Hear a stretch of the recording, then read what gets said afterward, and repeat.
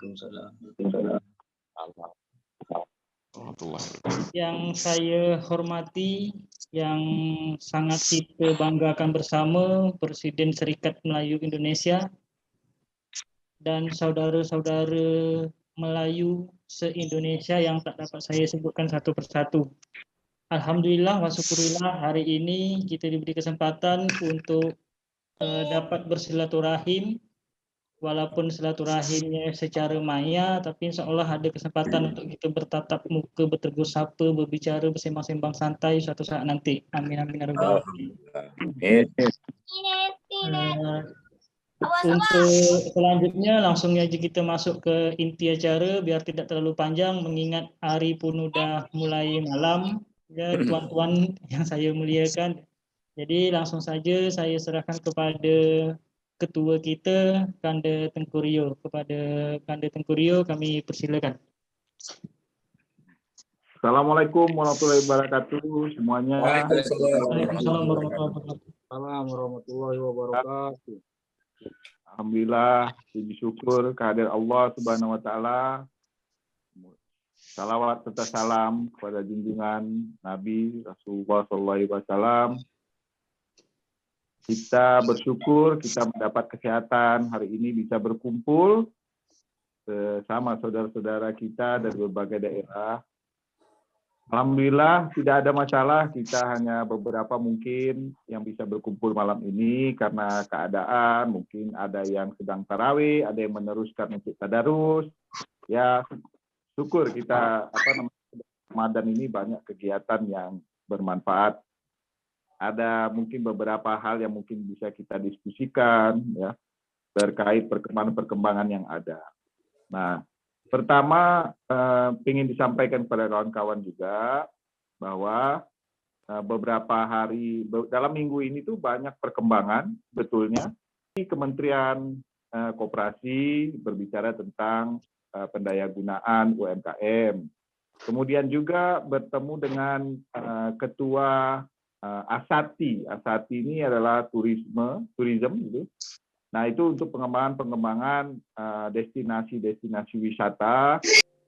Nah, jadi destinasi itu bukan hanya tempat bersejarah, tetapi misalnya seperti misalnya tempat handicraft Melayu, misalnya pembuat tanja, pembuat gendang, kemudian juga pusat-pusat kebudayaan Melayu. Nah, seperti itu.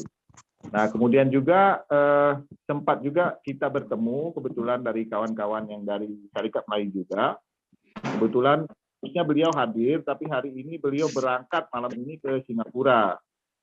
Bagaimana kita bisa mengembangkan potensi-potensi yang ada melalui market share. Nah, karena rencananya memang sedang intens dibicarakan untuk Syarikat Melayu ini kemudiannya nanti menjadi ada cabangnya yaitu bikin marketplace. Nah, di mana nanti rekan-rekan semua itu tentu harus ada pelatihannya supaya kita juga memiliki kekuatan ekonomi. Tujuannya ke sana. Nah, jadi ada satu aplikasi sama seperti Tokopedia dan segala macam itu. Nah, itu akan dirancang dalam waktu dekat. Apa-apa saja nanti yang bisa kita lakukan di sana sebagai satu kegiatan ekonomi, karena mungkin saudara-saudara semua sudah pernah mendengar bahwa di Syarikat Melayu ini kita memang fokus ke 3 hal, yaitu pendidikan, ekonomi, dan kebudayaan. Nah, bagaimana ini bisa kemudiannya bersinergi, tidak hanya lagi bersifat daerah, tapi sudah global. Karena hari ini kemungkinan-kemungkinan itu bisa terjadi. Jadi tidak ada yang sulit hari ini. Nah, itu hal-hal yang perkembangan berikutnya. Nah, kemudian perkembangan dari website sendiri misalnya. Website kita itu memang membutuhkan beberapa lagi masukan-masukan kalau ada berita ataupun jurnal-jurnal, silahkan. Dan memang sudah sudah banyak juga yang melihat, memantau. Di website itu lebih kepada edukasi yang kita kedepankan. Nah, kemudian beberapa memang sudah mengusulkan juga untuk kita berjuang untuk adanya kurikulum bahasa Melayu di tiap-tiap daerah. Tapi tentunya ini harus ada juga masukan dari saudara-saudara semua bagaimana keadaan di wilayah itu. Nah, apakah hari ini ada nggak kurikulum itu dilaksanakan dari tingkat SD sampai dengan SMA. Nah, karena ini sangat penting untuk menyikapi apa yang akan kita hadapi ke depan. Begitu kira-kira apa yang bisa saya sampaikan. Dan sebelumnya ucapan terima kasih sebesar-besarnya atas segala dukungan. Kemudian juga tentang persoalan kita yang sedang viral ini. Jadi apa namanya ya? Baru sekarang ini merasakan menjadi Ustadz Somad itu bagaimana ya? Luar biasa.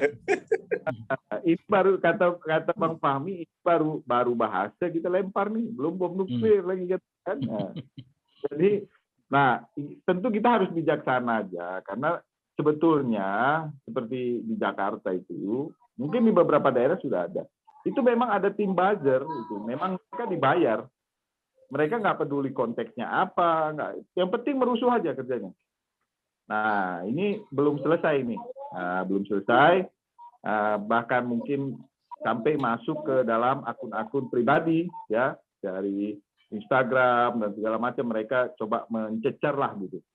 Nah, tentu ini kan kita tidak perlu membalas karena sebetulnya kalau mereka mendengar betul-betul apa yang dijelaskan, saya kira sudah jelas, clear semuanya bahwa pertama itu adalah pendapat. Nah, jadi ada pertanyaan juga ini dibahas. Mohon izin juga karena kawan-kawan juga ada di satu grup. Memang mereka ini juga konsep terhadap budaya berbagai suku. Nah, beberapanya itu memang sudah alumni Lemhanas lah begitu ya. Jadi mengkaji kita sama-sama apa yang terjadi gitu. Nah, jadi di situ dilihat bahwa sampai separah itu ya ternyata Melayu ini, eksistensi Melayu ini tuh sengaja tidak ditutup itu komentar, bisa saja kita hentikan, kita close komentar itu. Tapi sebetulnya justru itu kita mencari gitu. Nah, pertama adalah negara kita ini kan negara demokrasi. Nah, di video itu kan jelas menurut pendapat saya. Nah, ini pendapat gitu. Nah, ternyata kalau kita yang memberikan pendapat itu ternyata tidak diterima gitu. Nah, itu dipertanyakan kan. Nah, kemarin itu bukan saya yang bertanyakan, kawan-kawan itu. Nah, jadi cara menyampaikan dan segala macam juga mereka agak menilai bahwa begitulah bahasa Melayu itu sangat sopan dan santunnya begitu. Meskipun memang kalau yang mengerti itu tajam sekali sebetulnya, baik dari pidato maupun itu ya. Nah, tapi tidak apalah. Ini pengalaman pribadi sendiri. Saya pun belum pernah sampai di orang seperti itu di komentar-komentar itu. Nah, tetapi setelah 15 tahun lebih kita menunggu tokoh-tokoh Melayu ini untuk muncul, untuk bisa membela. Bukan membela dalam arti kata yang kemudian kita arogan, kemudian kita destruktif, tidak. Tapi setidaknya menyuarakan suara Melayu ini benar-benar sehingga cuman itu mungkin karena konsekuensinya yang harus diterima itu kan ternyata kita ibarat tes ombak lah gitu. Nah di sini juga ada hal yang perlu kita pahami, kita harus perhatikan bahwa saya ditanyakan langsung sebetulnya apa yang terjadi sejak itu sebetulnya luar biasa. Jadi banyak sekali yang telepon, tapi saya angkat. Ya, itu coba mohon dijelaskan maksudnya Melayu itu apa. Ini misalnya kami lahir besar di daerah Melayu, kami bersuku Jawa gitu. Apakah kami ini orang Melayu? Nah, saya bilang, mohon lihat di pidato itu yang kita sebut Melayu itu kan pertama dia beragama Islam, kedua dia bisa berbahasa Melayu, dia bisa berbudaya Melayu. Nah, mau sukunya apa terserah, tidak ada masalah. Itulah Melayu, sah jadi Melayu, gitu loh. Jadi bukan apa namanya secara genetik gitu ya. Nah, berbeda kalau kita berbicara tentang bagaimana menjadi kerabat Kesultanan Melayu, ya itu repot, gitu loh. Nah, cuman kalau sebagai masyarakat Melayu, ya sebetulnya 3 hal itu dipegang. Yang pertama dia Islam, adat bersenikan syariat, syariat bersenikan kitabullah. Kemudian dia bahasa Melayu dan dia tahu adat istiadat Melayu, itu sah menjadi Melayu. Oh begitu Tengku. Jadi kita ini juga apa namanya? Saya lama di Riau katanya. Jadi saya senang juga apa budaya Melayu. Ya, abang Melayu lah berarti gitu. Nah, kecuali kalau memang abang sendiri tidak mau mengakui keberadaan Melayu itu, yaitu tidak ada yang memaksa.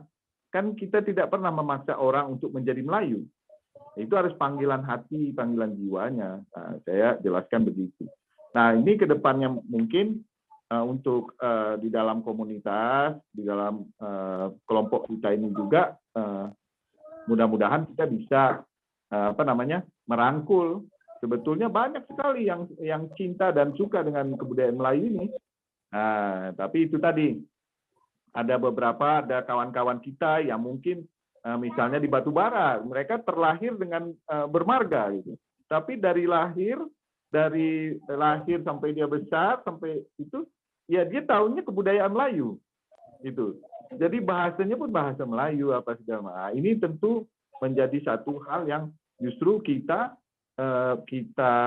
apa namanya kita syukurin. Nah, untuk itulah makanya kita besar kan. Nah, kemudian kalau kita lihat lagi bagaimana orang-orang Melayu, nanti insya Allah kapan waktu ada tempatnya, ini kita internal aja dulu, ada kelompok masyarakat Melayu tapi di Australia, lahir besarnya di Australia, tapi orang Melayu. Nah, pakaian macam kita, pakai teluk belanga, pakai kopiah, orang Melayu, cuma warga negara Australia. Nah, itu kan satu hal lain juga. Nah, jadi ini coba di syarikat Melayu ini coba kita rangkul, kita kita sama-sama lah begitu.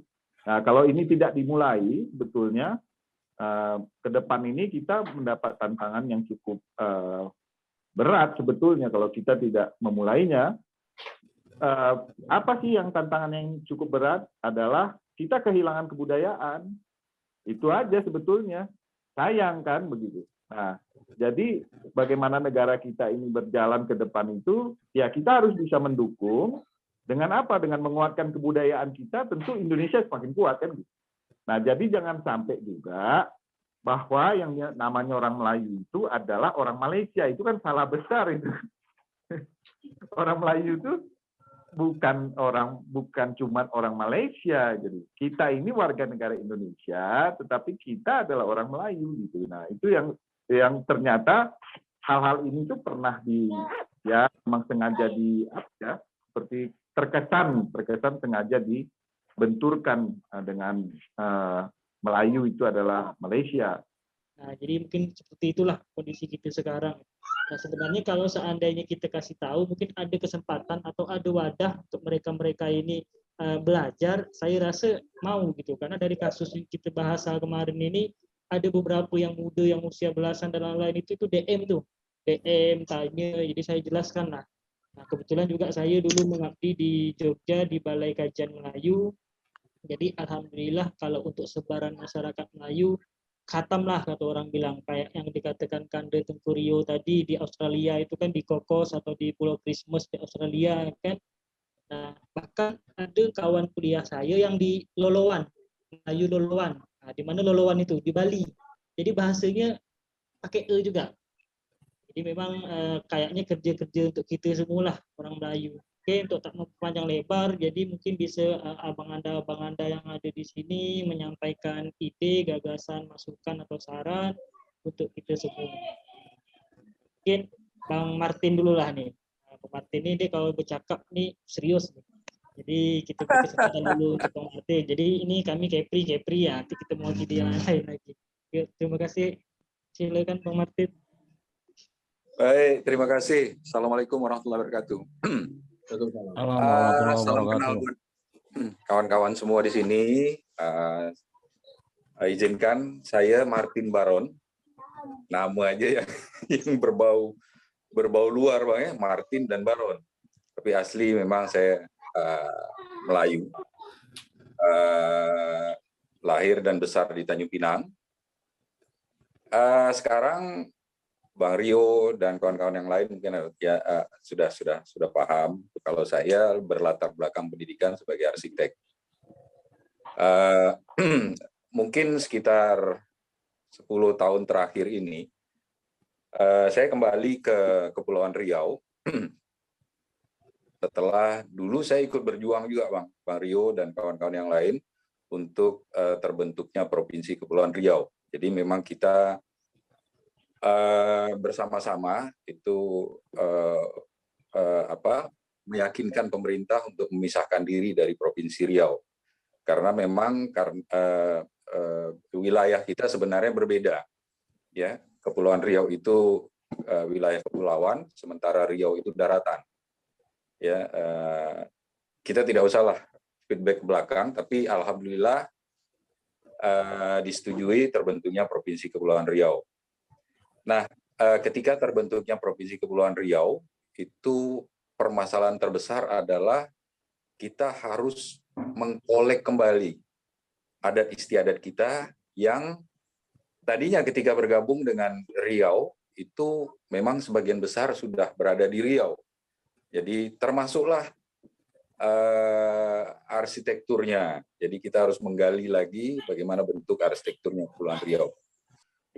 Nah, alhamdulillah saya bergabung dengan Ikatan Arsitek Indonesia. Kita berikan pengertian kepada teman-teman karena jujur mereka sendiri tidak punya orang yang bisa membantu mereka karena mereka berasal dari luar Kepulauan Riau. Mereka nggak berani menyentuh arsitektur Melayu, takut salah istilahnya.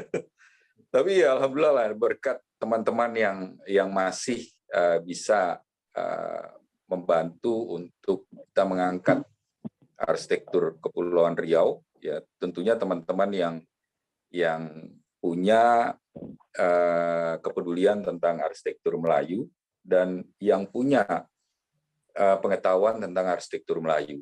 Dan memang kita di Kepulauan Riau ini sangat minim sekali tentang literatur, Bang.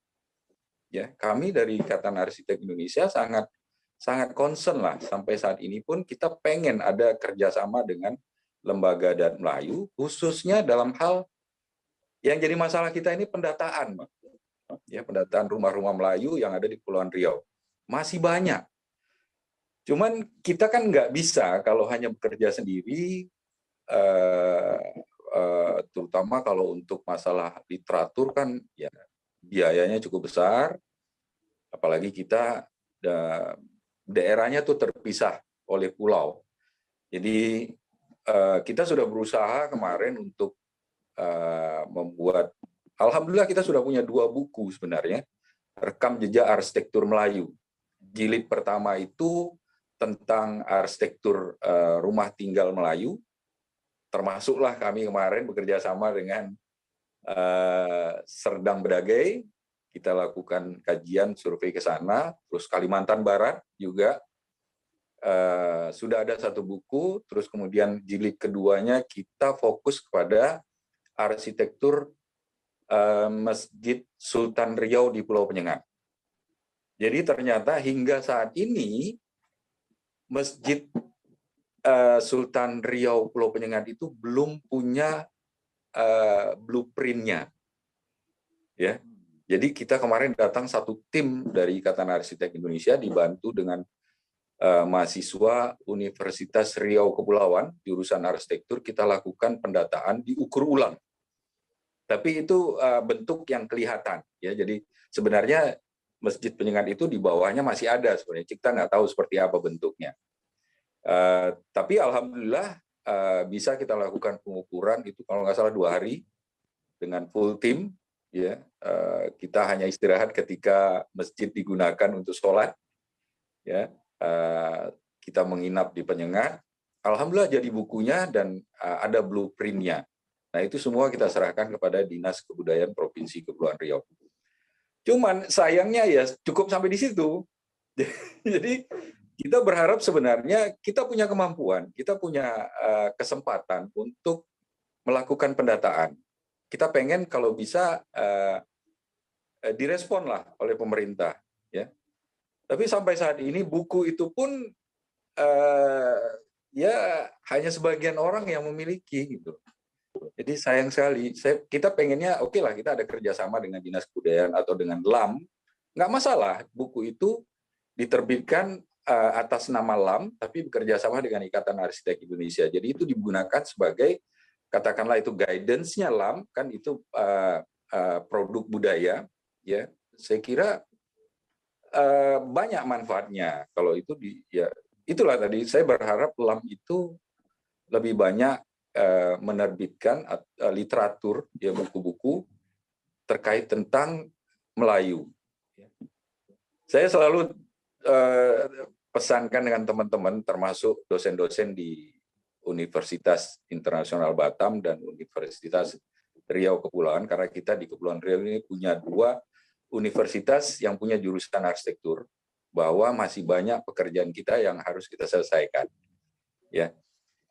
Di Lingga sendiri masih banyak rumah-rumah Melayu yang kita tahu rumah panggung itu kan rata-rata kayu, ya. Jadi memang kita harus bekerja dengan waktu, saya bilang, sebelum rumah itu hilang. Minimal kita mendata saja. Jadi kita tidak berharap rumah itu menjadi cagar budaya dan sebagainya. Tidak. Yang penting kita punya data.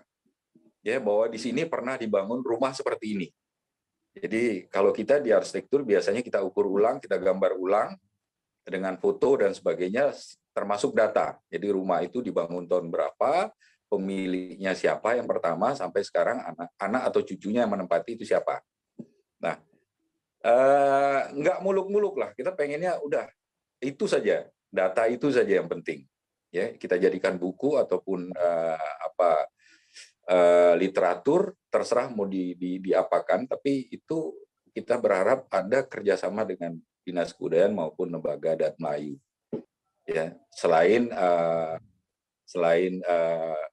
yang lagi tren itu memviralkan, jadi sangat membesarkan hati bahwa apa yang dilemparkan di YouTube oleh Presiden ya Serikat Melayu itu mendapat respon yang sangat luar biasa, ya, sampai Malaysia pun mereka mengangkat itu untuk dibahas khusus dalam YouTube. Jadi tidak perlu waktu cukup lama, ya, mungkin prosesnya itu 10 hari kali, Bang, ya, nggak sampai, ya, nggak sampai seminggu mungkin, ya, itu sudah dibahas sekian ribu orang gitu, ya. Dan ini sangat luar biasa sekali. Nah, mungkin sudah tepat waktunya kita coba rebranding. Mungkin banyak teman-teman yang pakar dalam hal teknologi digitalisasi untuk membantu untuk rebranding Serikat Melayu Indonesia atau Melayu secara keseluruhan. Ya, jadi saya pikir itu mungkin masukan. Kalau mengenai masalah bahasa kemarin, ya kadang-kadang kita lihat lucu juga komentar dari orang itu, bahwa jelas emosi yang berbicara. Kalau saya lihat kemarin banyak emosi yang berbicara, tidak logika. Mereka tidak melihat kata per kata atau bahasa yang disampaikan oleh Presiden Serikat Melayu Indonesia. Jadi terjebak dalam hal Indonesia dan Melayu. Jadi sangat disayangkan sekali. Atau memang mereka berusaha untuk ya bikin gaduh lah, ya. Ada juga sih kalau melihat kata-katanya itu yang sengaja memprovokasi dan sebagainya. Tapi seperti kata Bang Rio itu, bahwa kata-kata yang sudah disampaikan itu memang tidak ada yang salah dalam hal itu, tidak ada pemaksaan dan sebagainya. Saya kira itu untuk masukan pertama, sekalian perkenalan pada rekan-rekan yang berada di Serikat Melayu Indonesia. Terima kasih waktunya, Bang Oki, saya kembalikan. Terima kasih, Bang Rio. Assalamualaikum warahmatullahi wabarakatuh. Silakan Oki. Oke, terima kasih. Langsung aja mungkin ya, rekan-rekan semua kita sambung ke Tokoh Om nih. Kayaknya sebagai orang yang di pemerintahan, apalagi staf ahli, staf khusus nih. Staf khusus kan, staf khusus itu kan harus memberikan sesuatu lah gitu, apalagi udah bergabung dengan Serikat Melayu Indonesia, mudah-mudahan kan bisa juga lah memberikan sesuatu, tidak untuk hanya SMI tapi untuk Melayu itu sendiri. Nah, untuk Om, kami persilakan. Saya sehari-hari pengusaha ikan, Pak. Udah lama jadi pengusaha ikan di Kampung Sasili dan Ambas. Tapi alhamdulillah untuk hampir 2 tahun ini menjadi staf khusus Gubernur Kepri bidang pemuda dan olahraga. Karena itu memang bidang saya tuh. Memang Martin pun tahu juga dulu hobi suka main takraw. Kisah daripada ini kita bicara Serikat Melayu Indonesia lagi nih. Bahwasanya kami juga berharap dengan Serikat Melayu ini bahwasanya wadah kita Melayu yang ada di Kepulauan Riau ini mungkin bukan di Kepulauan Riau, di luar Riau juga banyak, tapi kita bicara di Kepulauan Riau sangatlah banyak pertumbuhan organisasi Melayu ini. Ya lepas daripada kepentingan tadi, apalagi di Batam. Jadi saya pernah ke Padang itu berbincang-bincang telah masalah adat, lembaga adatnya. Hebatnya di situ, Nini Mama ini adalah lembaga yang tertinggi. Gubernur aja kalah.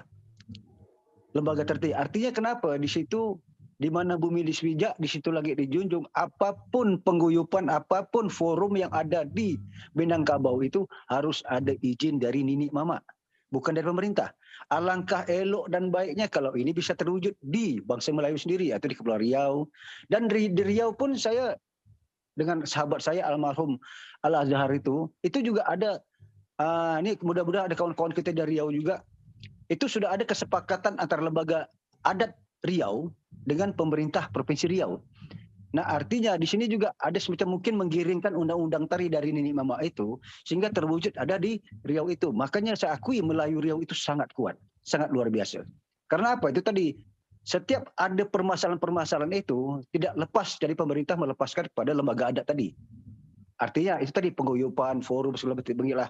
Artinya siapapun pendatang yang berdomisili di daerah tanah Melayu harus minta izin kepada lembaga adat Melayu. Ini sangat luar biasa deh.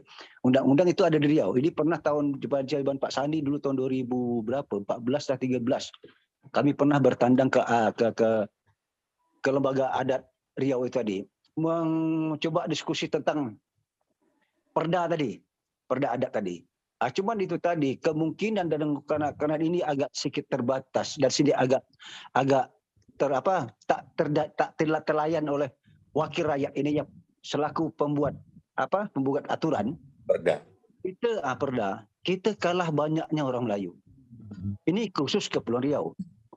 Nah artinya kita di sini ya mudah-mudahan di Kepulauan Riau ini kita tidak lepas bahwa Kepulauan Riau ini asal, mungkin orang bisa cakap ini asal usulnya bahasa Melayu ada di sini nih. Berarti orang Melayu banyak, tapi kita kalah dengan Batam. Nah ini yang mungkin dengan Serikat Melayu ini tadi kita susah juga. Masalahnya bukan apa, partai-partai semua pun ada orang Melayu, kan gitu. Semua boleh kata semua partai itu ada orang-orang ikut calegnya orang Melayu. Jadi ini ada satu mengangkat sedikit bahwasanya kita akui pantun itu juga berhasil sudah masuk dari UNESCO. Terus Pulau Penyengat juga sudah masuk UNESCO. Artinya apa itu UNESCO atau apa? Sudah diakui dunia lah. Ini budaya-budaya termasuk Makyong, termasuk apa lagi itu? Malay Heritage. Nah ini itu apa tuh UNESCO, saya paham juga sedikit tuh. Tapi inilah bahwa ini kan sudah menjadi daya tarik bahwa di Kepulauan Riau ini budaya-budaya Melayu sudah mendunia gitu. Ini yang harus kita perkuat lah artinya. Kalau tidak mungkin dari Serikat Melayu Indonesia ini coba. Saya juga masuk juga majelis budaya Majelis Budaya Melayu yang dipimpin oleh Profesor Dr. Muhammad Malik. Tapi maaf cakap ini juga tak punya kekuatan yang besar. Juga ada lembaga adat Melayu di Kepulauan Riau ini tetap juga masih di bawah maaf cakap pemerintah. masih di perintah sana perintah sini. Seharusnya lembaga adat Melayu ini kan yang tertinggi gitu loh, lembaga tertinggi di kampung dia sendiri gitu loh. Nah ini yang kadang-kadang saya tak bisa cari jalan keluar nih. Nah artinya di sini saya coba kemarin secara rutin di Musrenbang, saya coba memperkuatkan, mudah-mudahan ini bisa terwujud, dan Pak Ansar pun Pak Gubernur Kepri sudah bahas sama beliau bahwa coba mungkin ini kita bisa perkuat lebih besar lagi. Yang menjadi tuan di negeri sendiri itu adalah Kongres Bahasa Melayu. Nah ini kongres ini memang kalau dapat menyatukan beberapa negara dan daerah yang berbasis berbahasa Melayu. Karena apa? Saya pernah ikut sekali di Kongres Bahasa Jawa di Semarang. Kalau tak salah saya sekarang mungkin 14 atau 15 lah Kongres Bahasa Jawa nih. Tapi Kongres Bahasa Jawa ini dengan diikuti beberapa daerah suku-suku yang di Pulau Jawa ini, satu negara aja yang ikut, Suriname namanya. Dia pernah ikut tampil situ. Tapi mereka setiap tahun eksis. Ya kan? Kalau sempat ini kongres kita adakan, terserahlah di mana aja Kongres Bahasa Melayu diadakan.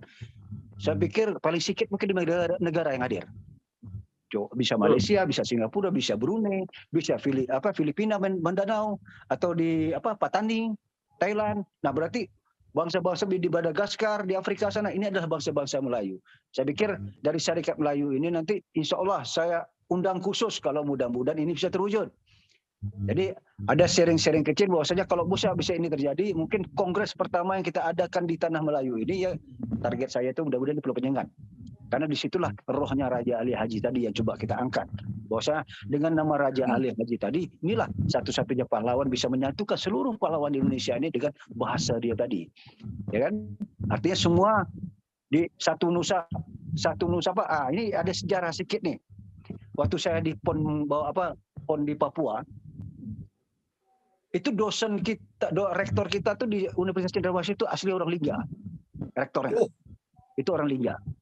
Nah, kan ini luar biasa nih. Akhirnya di sana karena kebetulan kami atlet-atlet di PON di Kepri itu nginap di asrama di Cendrawasih, asrama mahasiswanya. Nah di situ ada daya tarik, mereka akan datang ke tempat kami dan mereka cerita tentang bahasa. Ini yang sangat luar biasa. Ada daya tarik orang Papuanya.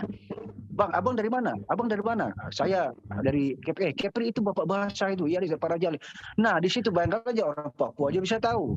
Jadi ini ada daya tarik, bahwasanya mereka orang-orang yang di Papua itu, bang, kami kalau boleh bang, kami nanti minta kontak abang, kami nak pingin ke sana. Kami mikir nak ke sana, kami nak tengok Pulau Penyengat. Katanya di situlah asal-usul bahasa. Bayangkanlah dari Papua aja sudah tahu. Ya ini yang kadang-kadang bisa menjadikan daya tarik kita, bahwasanya mungkin mereka akan 34 provinsi ini akan bercerita dari mana asal-usul bahasa Melayu ini. Ya kan mungkin itu. Bahwasanya Melayu besar, Palembang juga Melayu, Jambi juga Melayu, Medan juga Melayu. Tapi mereka melihat sosok Raja Ali Haji tadi sebagai bapak pahlawan nasional, bapak bahasa. Nah, ini yang mungkin dari kita coba kupas-kupas sesama kita sebagai Serikat Melayu Indonesia ini. Mudah-mudahan ada program-program yang mungkin akan kita bahas di kongres nanti.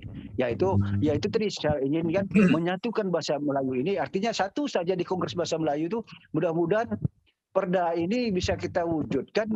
Artinya kita di mana bumi dipijak di situ langit dijunjung. Bahwasanya kita tak salah lah kalau kata Niru yang betul. Kenapa? Di daerah lain juga sama. Di daerah Pulau Jawa, di Kalimantan, di Sulawesi juga sama.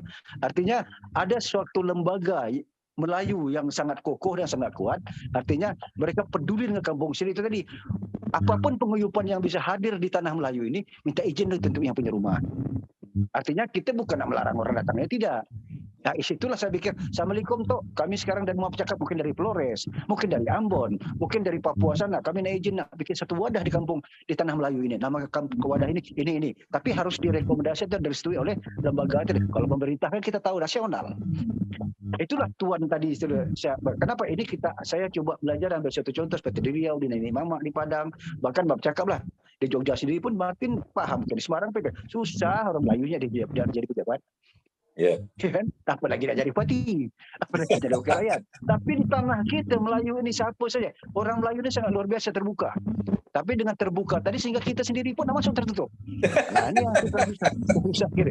Nah artinya inilah aturan-aturan yang mudah-mudahan dari Syarikat Melayu ini kita bisa nanti mungkin dari Syarikat Melayu Indonesia, dari Lembaga Adat Melayu, terus ada lagi beberapa organisasi Melayu ini membuat satu kesepakatan yang kompak. Ayo kita ke DPR ramai-ramai, yuk tolong wujudkan perda ini, wujudkan aturan ini. Artinya kami ingin jadi tuan di negeri sendiri. Inilah maksud saya tadi, mudah-mudahan dekat sini mungkin kawan-kawan Serikat Melayu Indonesia ini kita bisa menyatukan persepsi kita, memperkuatkan kita Melayu kita yang ada di bumi Melayu ini.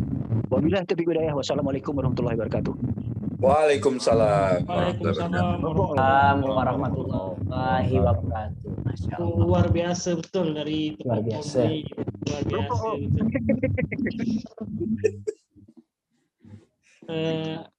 Ya mungkin untuk masukan kita lah ya, kanda ketua, kanda presiden kita, banyak harapan atau banyak pengalaman, banyak cerita dari saudara-saudara yang ternyata di tanah Melayu sendiri pun Melayu itu terasingkan, dalam tanda kutip terasingkan.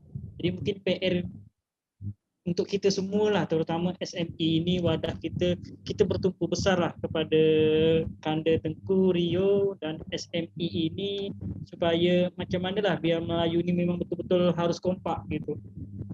Untuk selanjutnya, ni yang kakinya dua ni, yang satu di Kepri, yang satu di Sumut ni, kita mohon kesediaan abang anda, Abang Fahmi, untuk sembang-sembang, berbagi pengalaman dan lain-lain. Mohon izin dari Melayu Palembang. Oh, Palembang. Ada yang dari Palembang? Yudi. Ya, Yudi. Salam aja, salam. Bang Dedi itu Bang Dedi. Bang Dedi di mana Bang Dedi? Nanti habis itu Fahmi. Lempar sama Pak Ami dulu, Tengku. Fahmi. Yang lebih tua dulu, yang lebih tua. Oke. Assalamualaikum warahmatullahi wabarakatuh. Waalaikumsalam warahmatullahi wabarakatuh. Terima kasih semuanya, terlebih kepada Presiden Serikat Melayu dan abang-abang dan semuanya. Perkenalkan, nama saya Abu Abdullah Fahmi bin Muhammad Hidayat Ilmu. Saya memang asal daripada Serdang, Sumatera Utara, tapi memang saya di sini muhajirinah di Kepulauan Riau. Tapi alhamdulillah saya sebenarnya di Melayu itu betul-betul karena dari Kepulauan Riau. Nah, ini dia. Jadi apa yang nggak ada di kampung saya dulu di Medan itu saya dapatkan di sini. Pertama tadi yang sebagai mukadimah Presiden Serikat Melayu, apa tuh Melayu kan gitu. Melayu itu adalah yang pertama kali adalah Islam. Kedua dia beradat resam. Nah, dia tak terlepas mau suku apapun dia, kalau sudah dia yang dua itu udah terikat, dia jadi Melayu. Dan itu dia berikrar dalam diri sendiri dia, aku ini Melayu. Nah, itu. Dan di Kepulauan Riau ini itu terwujud. Kami di perkumpulan ahli seni tradisional alam Melayu itu terdiri daripada bangsawan-bangsawan Banjar, Wajo, kemudian orang Asahan, kemudian ada orang Deli, kemudian dari orang NTB. Dan itu berkumpul kepada perkumpulan kami sekarang. Dan mereka berikrar namanya sebagai orang Melayu. Dan itu semuanya berduduk di Kepulauan Riau. Jadi, Alhamdulillah. Oke. Jadi sebetulnya kami coba ulangi lagi ya. Pasal bahasa dari sini ya. Oke. Kenapa kita sekarang tak dianggap orang Melayu di pusat itu orang, jadi kita sebenarnya orang Melayu ini jadi kayak orang yang terpinggirkan. Kenapa? Karena satu aja, kita hilang jati diri. Jadi kalau kita hilang jati diri itu tak ada lagi maruah. Nah, apa itu? Nah, salah satunya, kalau Bang Martin itu mencoba menggali lagi seni bina Melayu, nah dalam hal ini kami coba berapa kita sampai buat jurnal ini. Salah satunya adat kita yang mulai hilang. Nah, jadi kita tak tahu, akhirnya copy paste ya. Copy paste dari yang tempat lain. Nah, itu nelangsa juga kita lihat. Kemarin kita melepaskan kapal perang di marinir ya. Ada boleh pula memecahkan kendi itu. Itu tetap jadi isu juga dekat sini. Nah, macam mana yang Melayu sebenarnya? Melayu itu tak ada itu kan. Kita cuma doa selamat, tepung tawar. Nah, ini kenapa kita tak ada lagi tali teraju. Baik tali teraju yang di pusat maupun di daerah. Alhamdulillah sekarang ada untuk seni bina dengan lam itu ada Bang Martin. Kalau di Kepulauan Riau ya, kemudian ada Bang Basyarudin, Toom, alhamdulillah ada. Di pariwisata kami ini ada sekarang Boki dia udah ada di pariwisata. Nah, itulah dia. Jadi apa-apa kelemahan ini kami tutup dengan yang mudah. Jadi harapan kami ini ke Syarikat Melayu ini, terutama kepada Presiden. Nah, kami ini di belakang aja nih, Bang. Cobalah kasih penjelasan, klarifikasi sama pemerintah apa-apa isu yang Melayu di dalam ini. Nah, sebenarnya sama kayak yang kemarin kita bahas masalah bahasa. Bahasa ini sebetulnya udah selesai. Kenapa? Ini sebetulnya rewind dari Tuan Guru Abdul Somad menyampaikan pada acara penganugerahan bagi tokoh-tokoh yang dianggap berjasa di Republika. Udah disampaikan bahwa bahasa Indonesia ini menjadi bahasa penghubung di Nusantara ini. Tuan-tuan guru dulu, ahli-ahli agama tuh membuat kitab fikih itu dengan bahasa Arab Melayu. Kalau saudara-saudara kita di seberang tuh menamakan bahasa Jawi. Kita lah nih Lasbani Jawi ya. Jadi di pusat sana mereka nggak paham orang Melayu itu orang apa gitu. Ada orang Arab, ada yang keturunan Hindustani, ada yang Mami kan gitu. Ada orang Melayu Syarif. Syarif itu Yaman kan. Nah, itulah dia harapan kami ini sebetulnya kepada abang-abang kami, orang tua kami, terlepas kepada Presiden SNI. Sampaikan ini sebenarnya. What the Melayu itu di Indonesia ini. Kami bukan orang Melayu, bukan orang Malaysia gitu. Nah, kita orang ini yang kita perlu hashtagkan, Melayu Indonesia. Itu aja yang kami sampaikan. Satu dulu. Kita menunjukkan jati diri sebagai orang Melayu Indonesia. Berbeda dengan orang sana. Kalaupun sama, ya kita tak terlepas karena ada pertalian kan. Mungkin itu aja yang saya sampaikan. Terima kasih. Terima kasih. Assalamualaikum warahmatullahi wabarakatuh. Waalaikumsalam. Terima kasih nih Cik Fahmi. Luar biasa Cik Fahmi kita. Jadi menyambung sikit kata Cik Fahmi tadi, sebenarnya masalah yang terjadi di negeri kita, khususnya kami lah ya, Kanda Tengku Rio di Kepulauan Riau ini, kalau kebetulan saya ini tidak terlalu tua dan tidak terlalu muda, jadi saya kat tengah-tengah nih kan. Jadi kalau saya lihat sebenarnya bukan anak muda tak mau belajar, tapi apa yang dikatakan Bang Martin tadi, buku untuk belajar itu tak ada. Nah, terus yang pembuat kebijakan itu pun tidak mengikat jadi sebuah kebijakan supaya Melayu ini tadi tetap diajarkan. Itulah mungkin kendala yang saya perhatikan, karena kalau kita bilang yang muda tak mau belajar, untuk kasus bahasa kemarin ini tadi seperti saya sampaikan di awal, itu banyak tuh yang chatting sama saya, yang bertanya, yang sampai bahkan nak ngajak ngopi nanti nih di Karimun nih, nak membahas masalah bahasa ini aja. Jadi sebenarnya saat ini gairah yang muda itu ada, mulai muncul. Saya dapat merasakan itu karena saya selalu masuk ke kalangan-kalangan muda gitu. Saya melihat gairah untuk belajar yang muda-muda ini ada, tapi wadah dan buku untuk mereka belajar ini mereka tidak tahu kemana. Alhamdulillah Kanda Tengku Rio tahu sendiri, saya juga lagi proses menulis buku Ulangan Istiadat Melayu, dan di dalam buku itu yang berproses pun kebanyakan yang membantu saya itu yang muda-muda juga di bawah umur 30 tahun tuh. Baik itu dari segi pemikiran, pendanaan dan lain-lain. Yang di atas 30 belum ada lagi. Nah, jadi sebenarnya ada Bang Fahmi. Jadi jangan khawatir. Kita yang sekolah di Karimun yang muda-muda ni, selagi masih ada Bang Fahmi, masih ada saya, okeylah.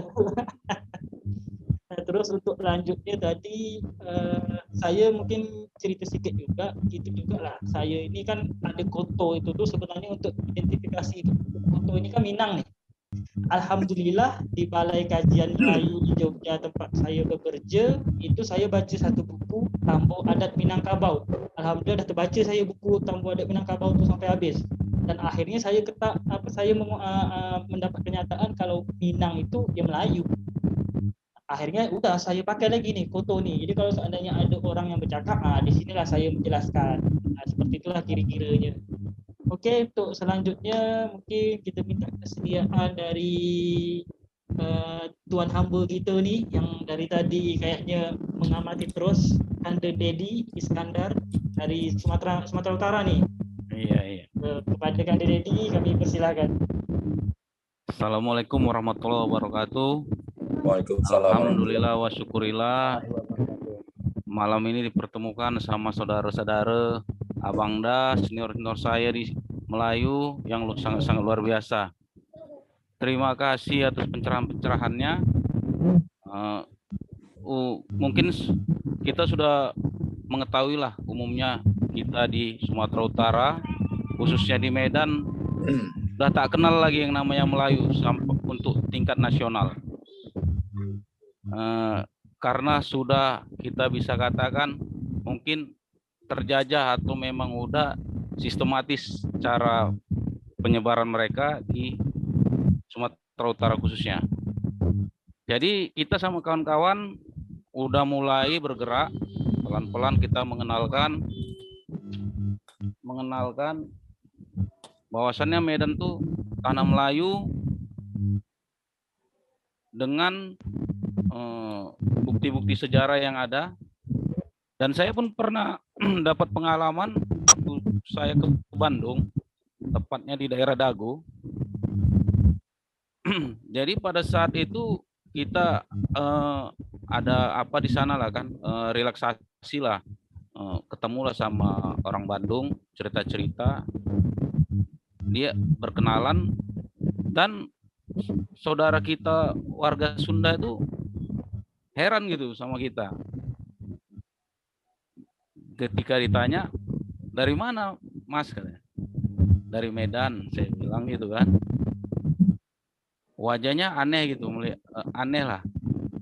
Kok dari Medan gitu. Agak lama dia menelaah perkataan saya kan. Jadi langsung saya timpali. Kok gitu Mas wajahnya? Enggak apa-apa katanya kan. Oh, saya paham. Mas mungkin heran sama saya. Bilang gitu. Saya dari Medan kok bahasanya seperti ini. Jadi saya jelaskanlah sama saudara itu.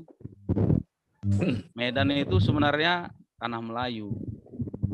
Kalau yang di TV-TV itu yang Mas tengok yang bahasanya mengapa, gimana. Jadi kalau ringan langka, sehat, datang-datanglah ke Medan, ya seperti inilah orang Medan. Medan itu Melayu dan agama terbesar di situ agama Islam. Oh iya Mas ya, saya memang ada rencana memang ke Medan karena saya kira Medan itu keras gitu. Jadi saya agak ragu mau jalan-jalan ke sana katanya. Oh iya, setelah saya kasih pencerahan, dia memahami bahwasanya Medan tanah Melayu.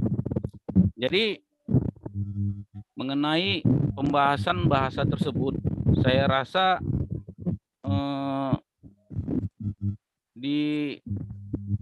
saya menganggap bahasa Melayu ini tak ubahnya seperti bahasa Inggris. Seperti bahasa Inggris dalam artian ada Inggris British dan ada Inggris Amerika ya. Jadi sama seperti Melayu ini juga ada memang Melayu yang Malaysianya, ada juga Melayu yang seperti kita sekarang ini bahasa Indonesianya. Jadi mungkin pemahaman ke arah sana bagi saudara-saudara kita kurang memahami. Jadi tugas kita lah untuk mengenali dan memberi pemahaman literasi kepada saudara-saudara kita yang belum paham akan Melayu tersebut.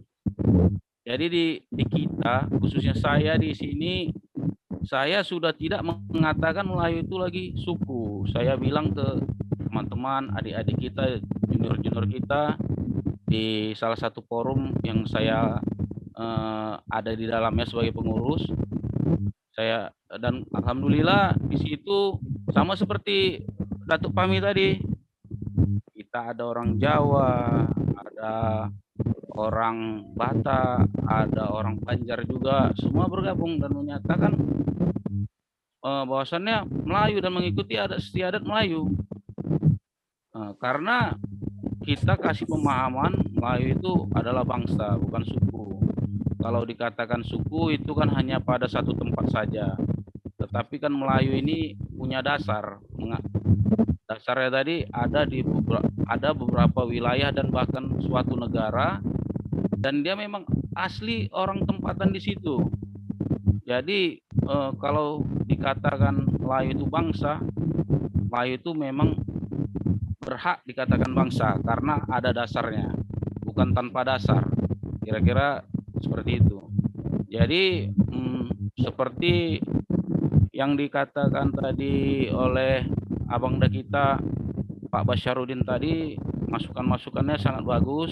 Saya sangat apresiasi dan mudah-mudahan bisa terwujud mengenai apa tadi itu kongres tadi itu, mudah-mudahan bisa terwujud, dan insya Allah kalau kongres tadi nanti terjadi, insya Allah itu akan membumingkan Melayu ke depannya lagi.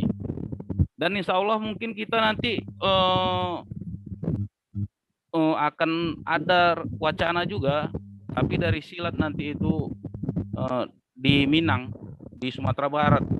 Insya Allah bulan-bulan tahun depan atau akhir tahun ini nanti akan diadakan merajut tali antara Minang dan Melayu. Dan insya Allah nanti akan dihadiri oleh silat-silat tradisi. Dari saya itu aja dulu, Tengku. Terima kasih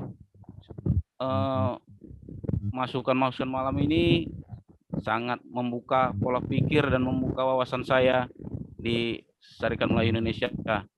Terima kasih. Assalamualaikum warahmatullahi wabarakatuh, dan saya kembalikan ke host. Waalaikumsalam warahmatullahi wabarakatuh. Terima kasih kepada kata kita Dedi. Ternyata kebanyakan sama kendalanya itu, terasingkan rasa-rasanya Melayu ini tadi. Untuk selanjutnya kita nyebrang ke Pulau Borneo. Ada kanda kita di situ, Kanda Rajid. Salam dari kami yang Melayu Kepri untuk Melayu Pontianak. Kamek, kalau di sana Kamek ya, kalau kami. Iya, Kamek. Silakan Kanda Rajid untuk menyampaikan apa yang nak disampaikan. Baik, sebelumnya bukanlah Melayu kalau tak pandai berpantun, kata orang itu kan. Wah, ini dia. Tapi pantunnya mungkin cuma 2 baris, agak-agak lucu sedikit lah. Nenek-nenek merata basko. Assalamualaikum. Waalaikumsalam warahmatullahi wabarakatuh. Terkadang saya itu kalau setiap ada event-event manggung nggak selalu begitu, karena bagi saya itu minimal kita menunjukkan jati diri kita itu dengan pantun. Oh, ini Melayu, kata orang. Terkadang kalau dengan bahasa, orang Cina bisa bahasa Melayu. Sekarang berpikir itu kan, orang Dayak di sini karena pakai bahasa Melayu, jadi memang rasanya saya sangat terjawab malam hari ini, karena saya dulu pernah bertanya. Saya itu sering mencari referensi buku tentang Melayu yang ada terkumpul saat ini, ada 3 buku, Bang. Dulu sempat saya pernah mencari, dulu tuh alhamdulillah tuh tak dapat. Karena stok bukunya terbatas, saya lupa judulnya. Dan seingat saya dalam buku itu, Kanda Fahmi itu ada berkecimpung dalam buku itu. Salah satunya tentang pembuatan tanjak. Saya dapat referensi dari Pontianak itu ada, cuman katanya stoknya udah habis, Bang, untuk cetakan yang ini, katanya. Nah, berarti belum rezeki. Nah, apalagi Abang Boki kita yang dari Karimun sedang menulis buku, insya Allah mudah-mudahan terbit. Insya Allah mudah-mudahan dapat juga buku itu, dapat membelinya kan, untuk menambah referensi saya, karena saya sangat cinta dengan dunia Melayu ini. Karena saya bertanya dulu dengan salah satu tokoh Melayu, saya bilang, saya ini datuk saya asli dari tanah Bugis, dari Bone. Datuk saya datang dari Bone itu 4 beradik ke Kalimantan. Nenek saya asli dari Banjar, dari Berabai. Dari sebelah nenek itu banyak bercampur baur, nikah sama orang Tambi. Kalau orang di Medan itu bilang orang Keling gitu ya, ada kampung Keling gitu kan. Nah, ada menikah sama orang Syekh gitu kan. Jadi sebetulnya waktu itu, yang mana sih Melayu nih, kok kita ini dibilang Melayu? Jadi sampai itu sekian tahun, begitu saya berkecimpung dalam seni budaya Melayu, bahasanya itu mungkin menjadi seorang pegiat seni budaya lah yang ada di Pontianak. Saya bertemu dengan salah satu tokoh Melayu. Jawabannya pun sama dengan Abang Dade di Iskandar. Melayu ini dibilang bukan suku, tapi bangsa. Karena dalam bangsa itu terdapat sub-sub suku, kata dia. Dan itu ternyata sama jawabannya di malam ini. Berarti sudah saya patenkan bagi saya sendiri bahwa kalau orang mencari Melayu, Melayu berada di mana-mana. Karena dia adalah bangsa. Saya tanya lagi, lalu Bugis kalau saya Melayu ngapa kadang setiap tahun bawa tradisi Bugis? Dia bilang gitu. Tanya lagi, kalau kau mau tanya, dia bilang Bugis dengan Melayu itu ibarat gula sama kopi. Gitu. Tak bisa nak kau pisahkan, kata dia. Dia bilang gitu. Begitu gak Banjar, kata dia. Ibarat gula dengan kopi, mana bisa kau pisahkan, udah membawa jadi satu. Orang tak dipandang di Banjar, orang tak dipandang di Bugis, tapi orang pandang dia Melayu. Begitulah gula dengan kopi. Orang lupa dengan gula, lupa dengan air, pasti orang bilang kopi. Karena yang dominannya adalah kopi, kata dia. Oh, jadi saya paham. Nah, dari sejak itulah saya mulai menggali buku-buku untuk menambah wawasan saya. Dan alhamdulillah Allah pun juga pertemukan dengan Yang Mulia Tengku pada saat perhelatan pertemuan perjamuan Raja dan Sultan waktu itu di Pontianak. Ketemulah dengan beliau. Dan alhamdulillah beliau ini orangnya sangat menerima sekali. Itu salutnya saya, beliau ini orangnya. Padahal saya ini orang baru belajar. Beliau sudah narik biolanya kan. Waduh, saya bilang. Dan beliau tuh langsung memberikan kartu nama dengan saya. Jarang-jarang ada orang mau seperti ini rasanya gitu kan. Dan alhamdulillah sampai sejak itu sehingga sampai saat inilah terjalinlah silaturahmi dan dimasukkanlah beliau dalam grup Syarikat Melayu ini. Dan di sini pun saya sangat bertemu sekali orang-orang yang sangat luar biasa dalam dunia Melayu ini, dapatlah menambah wawasan saya tentang dari segi bahasa, dari segi Melayu, bahkan kiprah-kiprah yang ada dalam grup ini pun sangat luar biasa. Tadi kayak Datuk Basyaruddin Idris menyampaikan, secatat ini secatat tadi nih, seketik secatat ternyata asal-usul Melayu itu dari Pulau Penyengat, yaitu Raja Haji Ali. Itu sudah satu wawasan yang ilmu buat saya, karena yang saya tahu saya pernah mendengar nama Raja Haji Ali itu pada saat saya pernah membaca buku tentang bahasa Melayu, Kongres Pemuda berapa lah itu, ketika dia mencetuskan bahwa bahasa Melayu ini jadikan bahasa Indonesia. Karena pada saat Belanda yang menentukan bahasa penghubung antar komunikasi bisnis POC lah, bahasa Jawa memiliki banyak tingkatan, susah. Bahasa Dayak, bahasa Sunda memiliki banyak tingkatan. Nah, mungkin dengan Raja Haji Ali itu membuatkan rumus bahasa, katanya kan, saya pernah dapat literasi seperti itu. Dan alhamdulillah malam hari ini pun dapat ilmu baru. Ternyata Raja Haji Ali itu bukan hanya sekedar ceritanya yang saya dengar sama-sama. Ternyata ya memang malam hari ini sangat jelas rasanya disampaikan Datuk tadi tuh. Masya Allah. Ini secatat nih. Bahkan tadi secatat lagi di bawah, sepakat bagi diri sendiri bahwa Melayu itu adalah bangsa. Karena dari jelaskan apa tadi tuh. Setiap malam, jadi alhamdulillah malam hari ini apa yang dibahas tuh sedengar, apa yang tidak saya ketahui secatat. Dan untuk perkembangan Melayu di Kalimantan Barat ini, yang bagi saya sendiri lah, untuk Melayu-Melayu yang sangat menjaga tradisi itu ada di Pontianak, Sambas, sama di Kayong Utara. Kalau untuk di kabupaten-kabupaten lain itu yang masih megang tradisi ya di wilayah kerajaan-kerajaan Melayu, karena pengaruh-pengaruh Barat tadi ini udah mulai masuk. Kalau di Sambas itu dia sangat masih ada memegang budaya saprah. Itu sangat kental sekali budaya saprah itu. Di Pontianak saprahnya itu bahkan dijadikan festival. Setiap ulang tahun Pontianak itu ada festival saprah. Dulu pernah memecahkan rekor muri saprah terpanjang pada saat itu. Dan kebetulan alhamdulillah saya juga hadir menyaksikan. Dan pada saat itu memang wali kotanya masih Pak Sutarmiji yang menjadi gubernur sekarang. Beliau sangat getol gitu membumikan Melayu. Bahkan ada satu ormas Melayu pernah meminta kepada pemerintah kota bahwa dimintakan hari khusus di Pontianak memakai baju Melayu. Semua instansi maupun sekolah, hari khusus. Nah, itu agak disusun barangkali perda kotanya, bahkan dimasukkan belajar bahasa Melayu dalam muatan lokal di daerah itu sendiri. Dan itu agak digencarkan. Dulu pernah ingin dikembalikan lagi bahwa kalau zaman dulu Pontianak pernah saya dapat sejarah dari salah satu kerajaan Sultan Pontianak. Dulu nama-nama jalan di Pontianak itu nama Arab Jawi. Tapi sekarang kok bisa berubah? Begitu. Dan itu akan diperjuangkan, ada salah satu umat ingin memperjuangkan itu dikembalikan lagi marwah-marwah itu. Bahkan kandasnya beliau ini beliau tuh ingin memperjuangkan itu sampai ke tingkat dewan lah bahasanya, cuman kandas lah. Tapi sangat syukur, mudah-mudahan apa yang tersampai malam ini dapat diserap oleh Presiden kita, Serikat Melayu Indonesia, dapat menjadikan wadah lah untuk kemajuan Melayu, bukan hanya di Indonesia, bahkan di Nusantara inilah saya rasa. Maka sesering kalau saya posting pakai baju Melayu, saya bilang, Melayu tak ada Melayu nih, rasanya Nusantara nih kurang lengkap, saya bilang. Karena Melayu ini bukan hanya ada di Indonesia. Saya rasa kalau cuman berpikir Melayunya Indonesia, Malaysia memang agak sempit rasanya.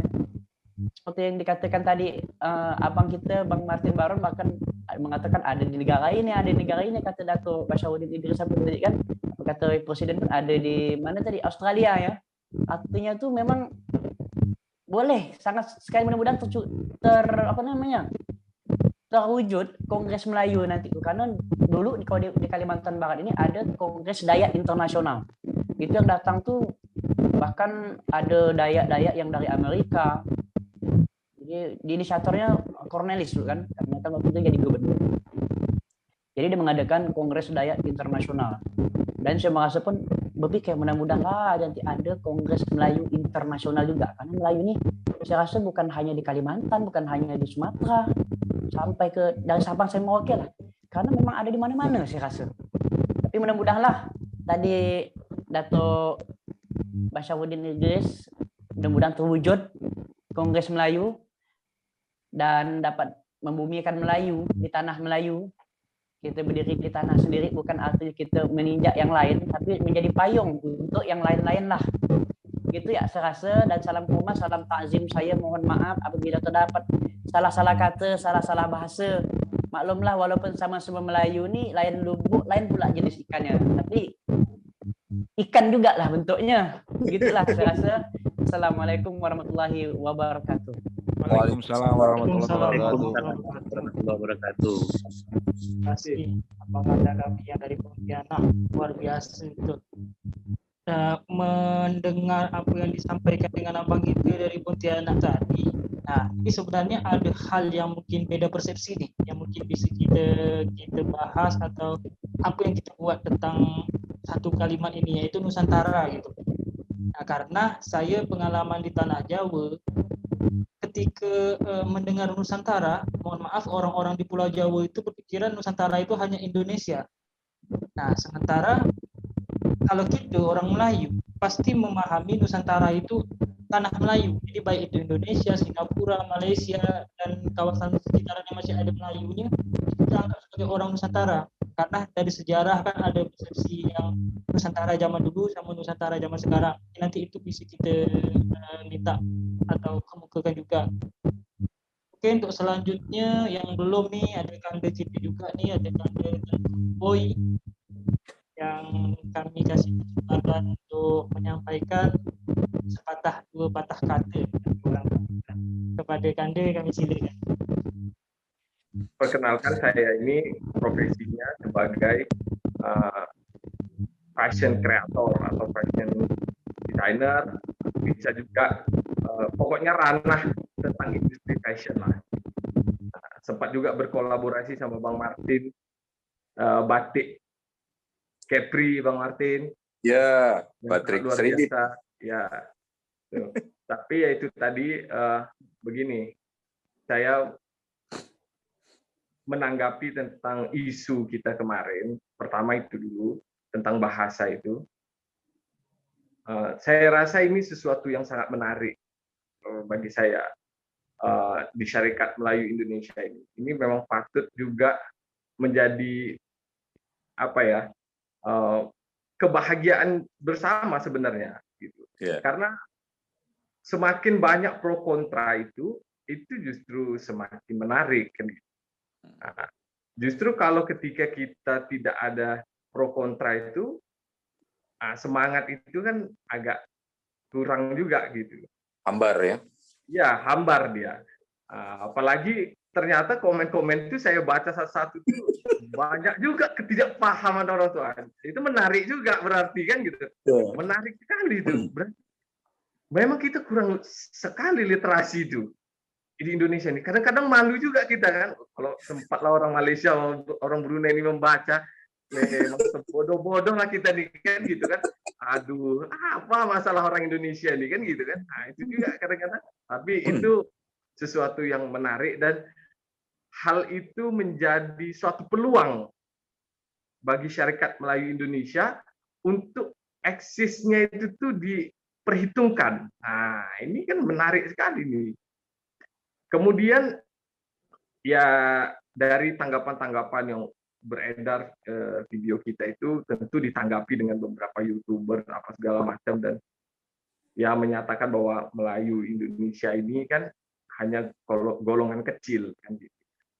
Dikatakan golongan kecil ini kan karena tak bersuara saja. Selama ini kan diam saja kan gitu. Nah, tapi alhamdulillah ya mudah-mudahan dalam Syarikat Melayu Indonesia ini menjadi peluang bagi kita untuk menunjukkan bahwa Melayu itu punya suara sebenarnya. Cuman itu tadi, selama ini orang Melayu ini kan tenang-tenang aja kan gitu.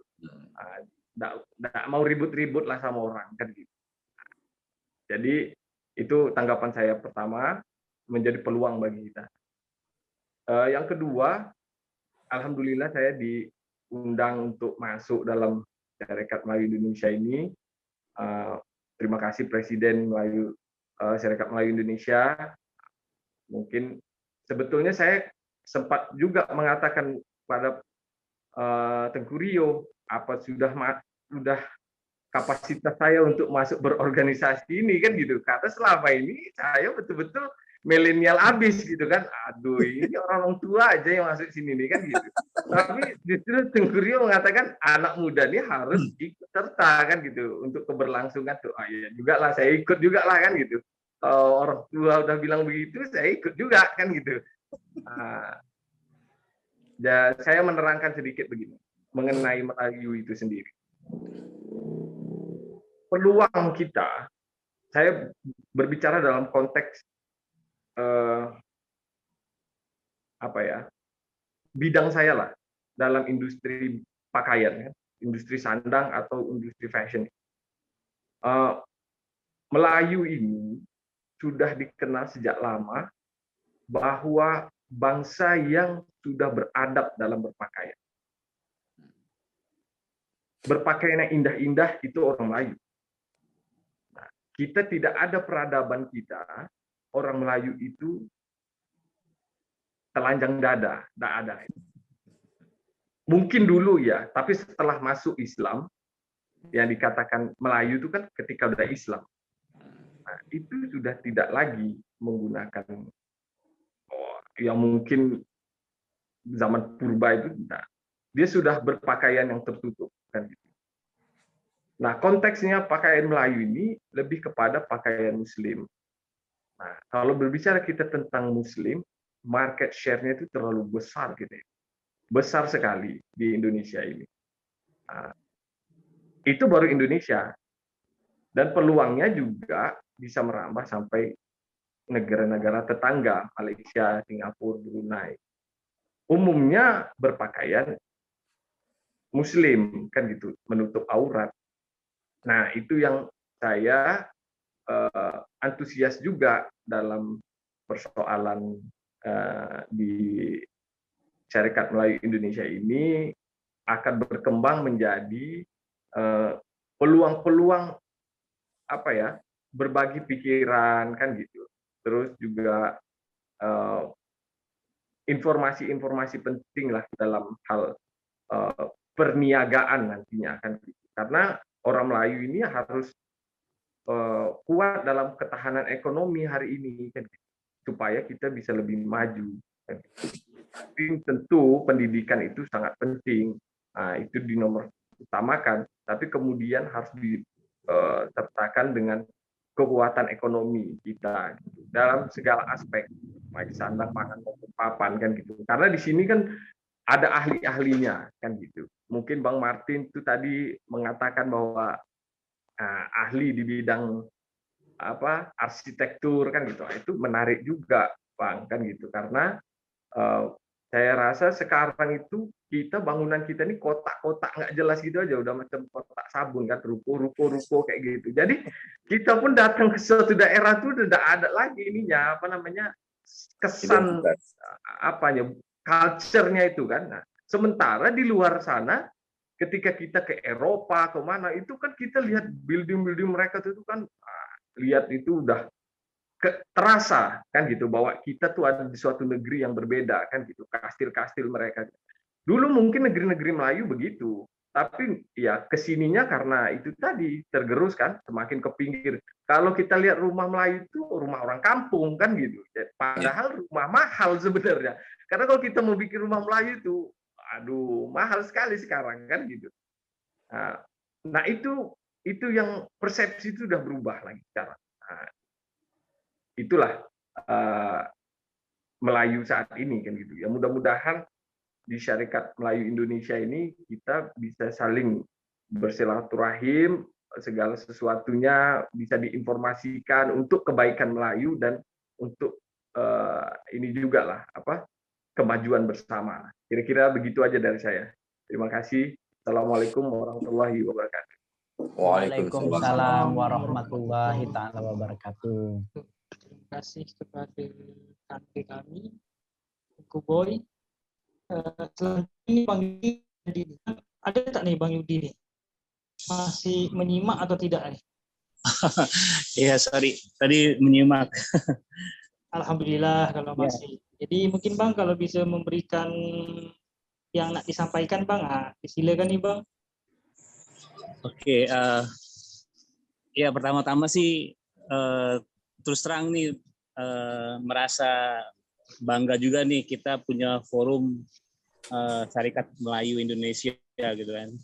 Jadi kalau secara pribadi sih ya terus terang di sini abang di sini aku pada kenal semua nih, kayak Bang Martin, Bang Rio, terus Boy. Ya jadi apa ya, mungkin diawali dengan pantun dulu kali ya. Wah, ini kurang Abdul kalau misal cakap-cakap kita ngobrol-ngobrol nih nggak ada pantunnya gitu kan. Oke, mungkin coba mau sedikit ada pantun sedikit nih. Berlayar kapal bertimbang lurus, patah kemudi sepanjang pantai. Syarikat Melayu majulah terus, budaya dan jati diri Melayu makin dicintai. Tadi dari awal aku menyimak Bang Martin, menarik juga tuh ngebahas tentang ya rumah Melayu kan. Kalau ya terus terang kalau di Palembang rumah Melayunya rumah 5, satu rumah bari ya. Dan rata-rata kalau rumah Melayu itu ya rumah dengan usia yang sudah sangat tua sekali, di atas ratusan tahun biasanya kalau. Nah, memang sih kalau sependapat dengan Bang Martin yang membuat gerakan untuk pendokumentasian ataupun konservasi mengenai keberadaan rumah tradisional Melayu gitu kan, karena kita punya masing-masing daerah itu punya rumah tradisional Melayu sendiri-sendiri gitu kan. Nah, di sini juga di Palembang terus terang cukup sedih juga sih, karena kenapa? Rumah Melayu itu sekarang mungkin karena usianya yang tua dan banyak yang sekarang ini kan kondisinya mungkin sangat mengkhawatirkan ya, karena rumah Melayu itu kan besar, terus perawatannya juga sangat besar gitu kan. Rata-rata rumah Melayu itu rumahnya besar, panggung, jendelanya besar, ruangan-ruangannya besar. Kalau di Palembang ini rumah Melayunya itu kan dia punya tingkatan minimal ada 5 tingkat atau disebut dengan bengkilas lantai yang menandakan posisi ataupun strata orang yang kalau Raden dia duduknya di paling atas di bengkilas paling atas gitu. Nah, minimal ada tiga bengkilas itu. Dan kalau yang aslinya itu kan bahan rumah tradisional di Palembang ini kan kayunya memang kayu yang minimal kayu kayu besi, kayu yang sangat keras gitu, kayak kayu unglen ya, atau apalah gitu. Nah, karena kan sekarang orang bangun rumah, ketika mereka bangun rumah, meskipun dia orang Melayu Palembang, dia ngebangun rumah tidak membangun rumah tradisional gitu kan. Jadi yang dibangun itu ya rumah gedong gitu kan. Jadi makin lama kesini rumah tradisional Melayu itu makin hilang gitu. Karena makin hilang, dan sudah tidak ada lagi orang membangun, ketika bikin rumah dia membangun rumah dengan konsep rumah tradisional gitu kan. Rata-rata rumah gedong gitu kan, rumah. Jadi sangat bagus sekali sih gerakan ataupun pendokumentasian atau konservasi mengenai keberadaan rumah Melayu gitu kan. Nah, terus terang kalau di Palembang sendiri dari 2020 kemarin aku sudah kebetulan karena sering banyak kerjaan dengan pemerintah kota. Kemarin aku sempat mengusulkan ke Bapeda di Kota Palembang, aku pengen bikin sebuah aplikasi untuk melakukan pendokumentasian mengenai motif tenun songket Palembang gitu kan, karena ada puluhan jenis motif songket dan itu tidak ada pendokumentasian sama sekali gitu. Tidak ada, memang semua orang tahu motif ini namanya apa gitu, bungo cino, bungo paci, nagom saung, apalah itu. Tapi ketika kita misalnya butuh, ada nggak nih semacam kayak, jangankan museum tentang songket, data yang berupa digital, dokumentasi digital motif, filosofi songket dari motif itu sendiri tidak ada gitu kan, tidak ada. Jadi sangat miris sekali gitu kan, tidak ada. Jadi aku kemarin sempat mengajukan untuk membuat semacam aplikasi gitu kan, aplikasi berbasis OS Android dan juga website itu, berbasis website. Cuma masih terkendala ya pengajuan ke pemerintah kotanya gitu kan. Nah, tapi untuk secara identitas Melayu atau kemelayuan di Palembang ini aku cukup akuin sangat bagus ya, karena identitas Melayu itu boleh dibilang brand, identitas ataupun jati diri Melayu itu sekarang diaplikasikan ke dalam bentuk-bentuk atau objek-objek bangunan. Misalnya tiap-tiap gedung wajib mereka ada gerbang dengan kalau di Palembang ini wujud tanjak ya, dibuat semacam kayak representasi dari jati diri Melayu di sini di Palembang. Jadi tiap bangunan, perkantoran, gedung, hotel belum sih, perkantoran dan juga khususnya pemerintahan, gedung-gedung pemerintahan itu sudah menampilkan identitas tanjak. Jadi di gerbangnya ataupun motif-motif songket itu ada. Nah, ini salah satu yang cukup menggembirakan gitu kan, adanya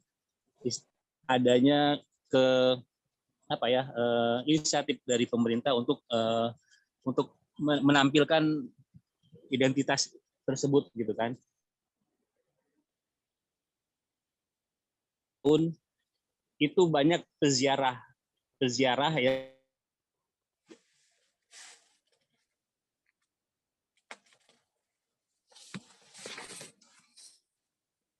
Hilang suaranya, Bang. Terputus suara Bang Yudi kita nih. Oke lah, sembari menunggu Bang Yudi tiap tahun itu. Bang, suara Abang putus Bang, maaf Bang.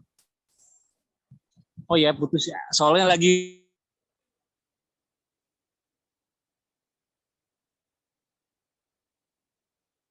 putus suaranya Bang. Hilang. Mungkin kita lanjut dulu lah ya, Datuk. Abang ada, kande. Jadi berbicara tadi yang disampaikan oleh kanda-kanda kita, abang anda kita. Sebenarnya ada satu yang saya catat nih, yang berhormat Presiden Serikat Melayu Indonesia, yang saya catat yaitu tentang Melayu dan Islam itu tadi. Memang kita tahu roh Melayu itu adalah Islam gitu. Cuman kita tidak menafikan. Jadi saya belajar pada guru saya yang di Jogja, Kanda Tengku Rio, pasti kenal juga Kanda Matun Barun, Datuk Cendekia Hikmatullah, bahkan gelar Datuk Cendekia Hikmatullah ini didapat beliau dari Padang gitu kan, yang sempat dianggap melahirkan pemikiran yang sesat terhadap Melayu ini tadi. Kenapa sesat? Karena banyak yang menentang tokoh-tokoh seperti di Kalimantan waktu itu ada almarhum Abang Imin Taha namanya dan lain-lain, itu soal Melayu dan Islam ini tadi. Nah, karena di dalam buku beliau redefinisi Melayu memang dijelaskan Melayu itu sekarang ini ruhnya Islam, tapi kita tidak boleh memutus sejarah atau tidak boleh memutus atau mempersempit Melayu itu lagi. Kenapa? Karena beliau memaparkan atau menjelaskan tidak semua Melayu itu sekarang itu Islam. Maksudnya ada Melayu yang tidak Islam. Contoh Melayu-Melayu pedalaman kayak anak dalam, orang rimba, suku Sakai, orang laut, talang mamak dan lain-lain itu Melayu semua gitu. Dan saya sepakat dengan beliau ini gitu, dengan Datuk Mahyudin Al-Mudra ini, kalau memang oh iya itu Melayu. Karena kita tahu di Kepri masih ada suku laut yang mungkin kita belum memahami 100% apakah mereka ini beragama Islam gitu. Nah, mungkin ini bisa juga kita ketengahkan apakah kita harus satu suara kalau Melayu itu pasti Islam atau ruh Melayu itu adalah Islam. Karena itu tadi saya sepakat dengan Datuk Mahyudin ini, kalau kita memang mengatakan Melayu itu harus Islam, berarti kita menghilangkan yang Melayu-Melayu pedalaman ini tadi. Ini tuh nanti bisa kita bahas juga, minta pendapat dari kanda-kanda dan yang pakar-pakarnya di sini. Nah, karena Bang Yudi ini juga mungkin putus-putus, jadi untuk selanjutnya. Sekarang masih putus nggak suara saya? Ini muncul nih. Jadi mau lanjut lagi, Bang? Ya, oke. Mungkin sedikit lagi nih, pengen sharing bahwa kalau di Palembang kan tadi saya bilang sudah ada inisiatif dari pemerintah kota nih dalam hal identitas gitu kan. Jadi citra dan identitas Melayu itu kalau di Palembang ditampilkan dalam wujud tanja. Kalau tanja itu dibuat misalnya kalau di bangunan gedung-gedung pemerintah itu wajib menampilkan di gerbangnya ataupun ya lebih banyak di gerbang itu motif bentuk tanjak dibuat. Terus juga motif-motif songket ditampilkan di ornamen bangunan gitu kan. Nah, cuman yang masih terkendala dalam hal ini yang tadi saya sempat juga bilang bahwa pendokumentasian atau konservasi motif-motif songket tradisional songket Palembang itu sangat minim, malahan tidak ada. Jadi saya pernah 2020 mengusulkan untuk membuat aplikasi yang di dalamnya itu saya mengusulkan untuk men-tracing ulang semua motif-motif songket yang ada yang mungkin jumlahnya puluhan nih, motif-motif songket Palembang itu akan saya tracing ulang dalam bentuk nanti menjadi sebuah file digital, apakah dia vektor, JPEG ataupun PNG, nanti ada diapositif dan positif. Jadi nanti meskipun nanti di masa-masa yang akan datang generasi yang akan datang mereka akan tetap mengetahui meskipun nanti mungkin banyak misalnya kalau untuk songket yang asli di sini kan memang ditenun pakai benang emas kan, dan harganya ya mungkin gila-gilaan sampai 500 juta itu ada gitu. Nah, sangat minim di pendokumentasian motif. Jadi saya sempat mengusulkan ke pemerintah Kota Palembang untuk membuat aplikasi pendokumentasian dari motif-motif songket gitu. Nah, terus yang cukup cukup menggembirakan juga nih, tiap tahun banyak peziarah yang dari negeri-negeri jiran nih datang ke Palembang tiap tahun berziarah karena ya Palembang, Hulu Melayu, dan semua peziarah ini datang ke Bukit Siguntang gitu kan. Bukit Siguntang dari Singapura, dari Melaka, kebanyakan sih dari Singapura itu berziarah ke sini ke Palembang gitu kan. Nah, jadi saya pikir mungkin melalui forum ini ya kita mungkin bisa lebih mengedepankan, lebih mengangkat kembali Melayu Indonesia ini ke menjadi identitas lah, mungkin identitas ya Indonesia gitu kan. Mungkin identitas kita sebagai orang-orang Melayu ini perlu karena yang saya lihat terus terang anak muda kalau di Palembang itu masih mereka masih kurang pede dan juga kurang menonjolkan identitas ataupun citra Melayunya gitu kan. Beda kalau yang saya lihat gerakan yang dilakukan oleh Cipahmi itu dengan bertanjak ahlus tanjak ya Cipahmi ya. Itu bagus banget itu. Jadi bagaimana tanjak ataupun pakaian tradisional Melayu itu digemari oleh anak-anak muda gitu. Jadi saya pikir tadi juga yang saran Bang Martin juga pendokumentasian tentang rumah Melayu itu sangat bagus sekali gitu kan, karena ya zaman sekarang ini orang membangun rumah, mereka tidak membangun rumah dengan gaya ataupun Melayu gitu kan, tapi rumah modern gitu kan. Jadi makin ke sini rumah-rumah tradisional Melayu itu makin habis gitu kan. Jadi saya pikir bagus juga tuh yang Bang Martin tadi sarankan gitu kan. Mungkin untuk sementara sih itu dulu sih yang mungkin bisa saya sharing kepada abangda sekalian di sini. Mudah-mudahan nanti ke depannya bisa banyak lagi yang bisa di-share gitu. Amin. Terima kasih. Wassalamualaikum warahmatullahi wabarakatuh. Waalaikumsalam warahmatullahi wabarakatuh. Terima kasih Abang Adaiki itu Galo dari Tanah Sriwijaya.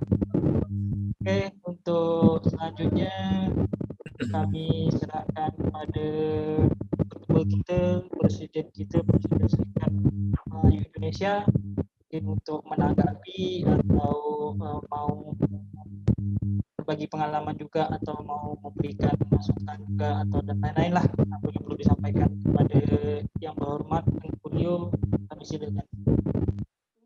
Nah, jadi harus masyarakatnya yang bangkit. Jadi kita memang tidak bisa mengharapkan secara global pemerintah secara negara yang memperhatikan. Nah, karena memang kerepotan untuk ngurusin masalah kebudayaan.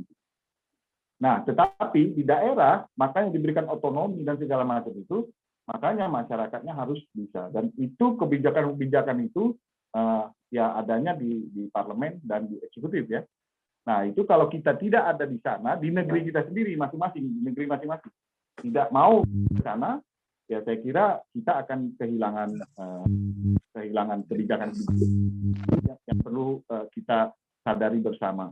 Nah, untuk itu, misalnya ketika bicara tentang Kongres Bahasa Melayu, saya sangat berbesar hati lah. Kita semua sebetulnya mendengar berita akan diadakan Kongres Bahasa Melayu. Dan yang memang paling tepat itu diadakannya di Kepri. Karena apa? Karena provinsi yang betul-betul menasbihkan dirinya sebagai bunda tanah Melayu itu Kepri. Gitu. Nah, saya kira dan kemudian Kepri ini sendiri adalah di negeri perbatasan, di mana orang Malaysia, Singapura, Thailand itu mudah sekali ke Kepri ketimbang ke provinsi yang lain. Jadi saya sangat mendukung apa yang bisa kemudian nanti kita bantu untuk persoalan pelaksanaan Kongres Bahasa Melayu ini. Betul-betul lah kami tunggu ini bagaimana kalau di Sumatera Utara kita sudah coba, yaitu Kongres Pemuda Melayu Internasional sudah 3 kali gagal. kemudian dipindahkan ke Bandung, mau dibikin di Sasana Budaya Ganesha. Nah itu sudah kumpul, sudah semua sudah ready, hotel sudah ada, kemudian karena pelaksanaan sudah ada, tapi 3 hari sebelum mau di launching pelaksanaan itu digagalkan. Karena apa? Itu nanti saya jelaskan kalau kita berjumpa. Itu Kongres Pemuda Melayu itu. Ya, padahal sudah menyurati dari Madagaskar sudah ingin datang, Malaysia, Brunei, Saudi Arabia, semua sudah meng-email untuk datang, tapi kemudian gagal. Kenapa begitu? Nah, itu nanti kita jelaskan. Jadi untuk start awal mungkin Kongres Bahasa Melayu inilah lebih soft untuk kita bicarakan. Oke lah kalau seandainya bahasa Melayu itu kemudian disebut hari ini sebagai bahasa Indonesia, nggak ada masalah. Tapi kita jangan kehilangan kehilangan kesepakatan kita bahwa bahasa Melayu itu adalah asal dari bahasa Indonesia. Nah, kawan-kawan yang di video itu kalau membahas sedikit mengatakan bahwa saya ini berbahasa Indonesia. Mereka sebetulnya salah besar. Karena apa? Di bahasa Melayu ini seperti Bang Rajid tadi bilang, bagaimana beliau bertutur itu dengan ho. Karena kita orang Melayu ini bukan nggak bisa bilang R, tapi memang sengaja itu. Di Sumatera Utara mungkin Bang Dedi bisa juga merasakan di Sumatera Utara itu ada akhiran A, ada akhiran E, ada akhiran O. Nah, kalau di Medan, ini bahasa yang saya gunakan ini dari kecil pun kita pakai untuk bahasa gaul sehari-hari. Tapi kalau bicara dengan orang tua, tak bisa macam ini. Nah, akhiran E. Nah, tapi dalam kami bergaul itu memang pakai bahasa Indonesia, kata orang seperti bahasa Indonesia baku. Maka itu saya mungkin kalau ada yang punya mungkin ada menyatakan bahwa jika kalian mau belajar bahasa Indonesia yang baik dan benar, datanglah ke Medan. Itu ada memoarnya Bung Hatta itu. Nah, tapi saya sedang mencari lagi gitu. Dulu yang menyampaikan itu adalah salah satu sastrawan nasional ya dalam uraian kajian ini. Nah, kemudian kan kita juga tahu memang bahasa Indonesia ini kesepakatannya memang bahasa pulau penyengat itu. Karena bahasa pulau penyengat itulah yang kemudian memang lebih lebih bisa dimengerti oleh banyak orang di seputaran Nusantara Indonesia ini. Nah, dan itu sudah terjadi karena pulau penyengat kerajaan penyengat itu sendiri kan kita tahu kerajaan Lingga itu adalah salah satu pusat sebelum ada Melaka kan itu. Maksudnya sebelum ada Singapura, sebelum ada Singapura. Kalau Singapura itu kan hanya anak kerajaan dari Melaka dari Lingga sebetulnya. Yeah. Nah, jadi itu adalah satu kebudayaan yang besar dan memang dihancurkan oleh Inggris. Mau apa boleh buat kan? Nah, jadi Raja Ali Haji itu memang betul menciarkan bahasa daripada Melayu Kepri hari ini. Dulu kan bukan Melayu Kepri, dia Johor dia itu. Yeah. Karena Johor itu adalah di Tanjung Pinang kan begitu. Nah, kita ada di bawah Empire Malaka kan gitu zaman itu. Nah, itu semua sudah menggunakan bahasa Melayu sejak abad ke-14 ke-15 itu sudah merata-rata orang berbahasa Melayu. Kalau enggak dia nggak bisa dagang. Nah, sekarang pula orang berbondong-bondong suruh belajar bahasa Mandarin. Kalau mau berdagang. Salah satu mereka. Oke, nah dari bahasan Toom ini luar biasa. Nah, alhamdulillah kita sama-sama bagaimana keadaan yang ada di Kepri dan kebanyakan di kita. Kemudian juga saran dari Bang Fahmi ya, ini apa yang dilakukan Bang Fahmi hari ini dan kami sangat mengapresiasi apa yang dilakukannya. Mungkin hal yang signifikan ya, mungkin hal yang sangat niche, artinya sangat spesifik ya, yaitu tanja. Tapi tanja ini adalah simbol besar dari Melayu. Itu hal yang luar biasa. Dan itu kemudian bisa mewarnai khasanah budaya di Indonesia khususnya. Nah, yang perlu kita garis bawahi dari Syarikat Melayu Indonesia itu sebenarnya adalah satu, kita tidak melawan siapa-siapa. Oke, kita tidak melawan siapa-siapa.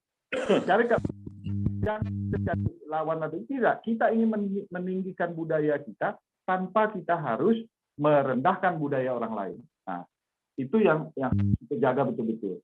Nah, maka kita bersaing untuk meninggikan ini bukan dengan merendahkan orang, tapi kita justru memperbaiki diri kita sehingga kita bisa menjadi tinggi.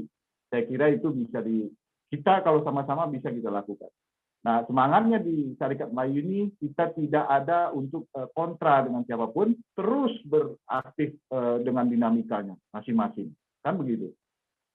Nah, ini masukan dari Bang Fahmi tadi, insya Allah nanti ke depan, mungkin di waktu yang akan datang, kita punya lagi pemimpin-pemimpin yang mungkin bisa dapat perhitungan dari nasional, sehingga bisa menyampaikan persoalan ini langsung ke pemerintah pusat. Siapa tahu, kita nggak tahu. Kan begitu. Nah, hari ini memang kalau kita tidak kompak, ini ada repot. Gitu loh. Nah, jadi sedikit demi sedikit, ada yang aktif, ada yang tidak aktif, tak ada masalah Syarikat Melayu.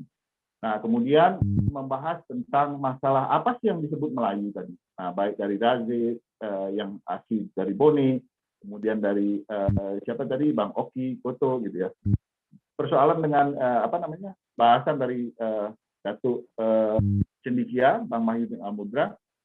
Saya juga sudah membaca buku beliau. Maksud beliau itu baik, memang betul.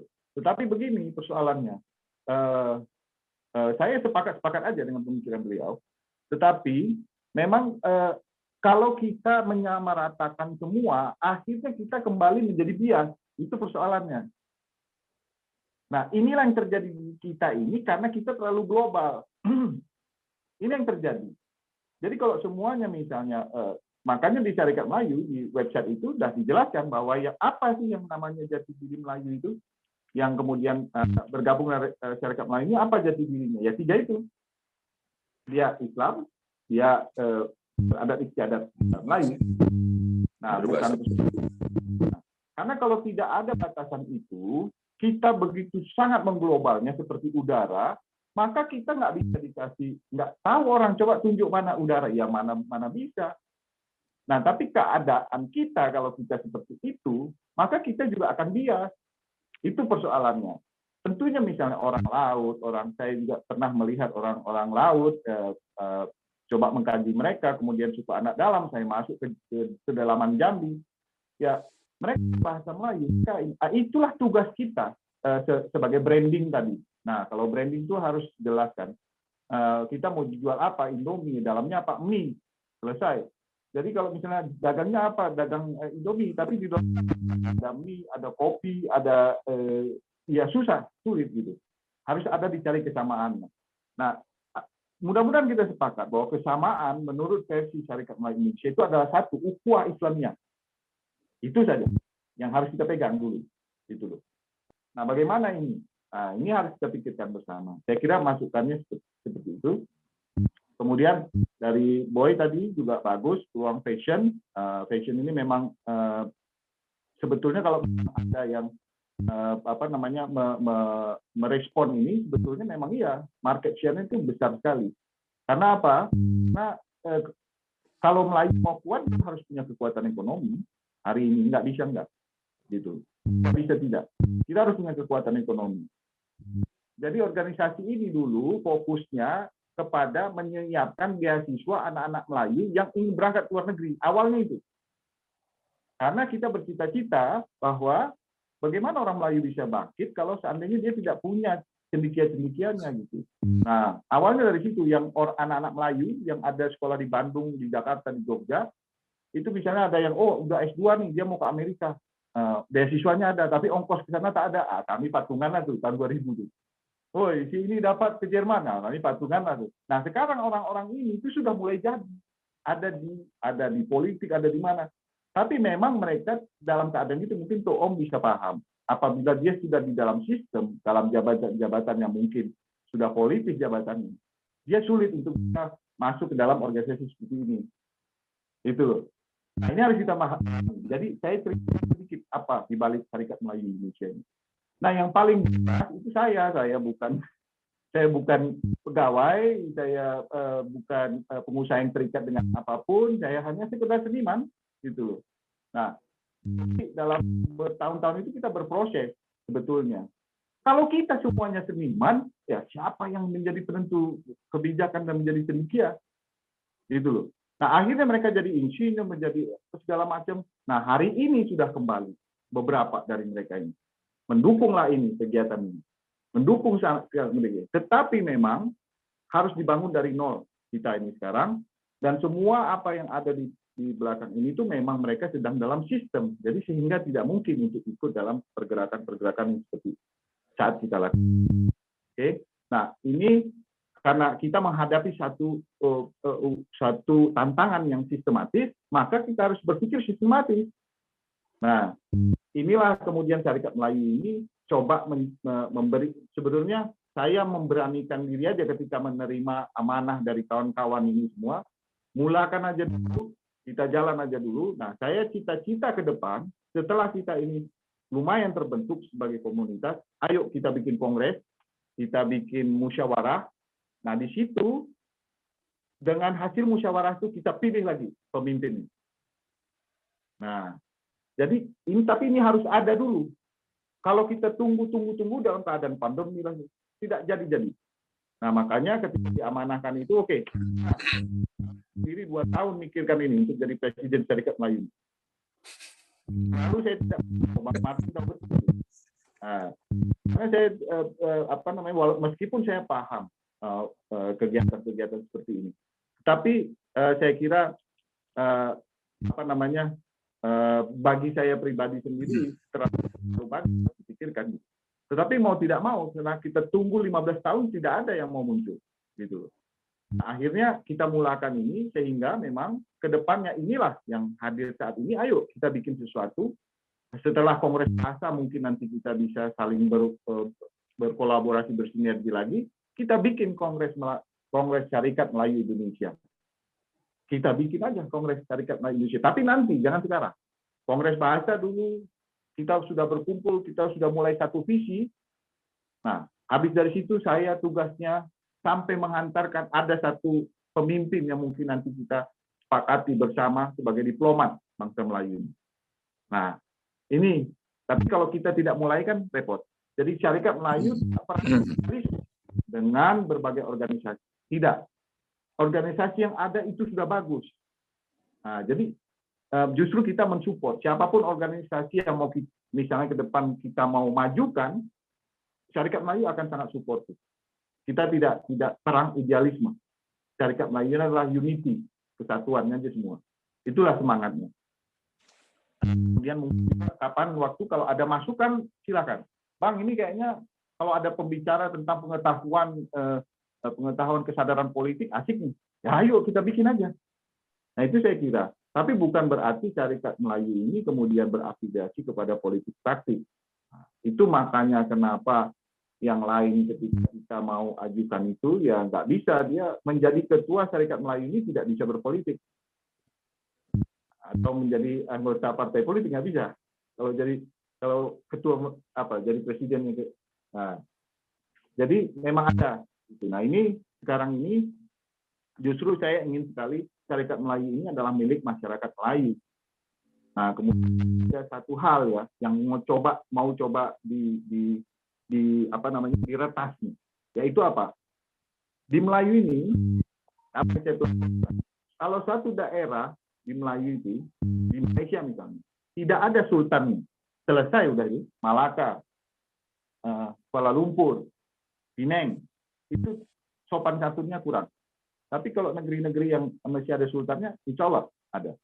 Harus dibuat, karena di dalam kesultanan itu banyak falsafahnya. Gitu. Jadi, ada beberapa kawan-kawan yang menyampaikan bahwa alhamdulillah hari ini Syarikat Melayu ini mungkin tujuannya ke sana itu bahwa selama ini yang ada gap antara kesultanan dengan masyarakat ini bisa terakomodir gitu. Kita bisa nyambung.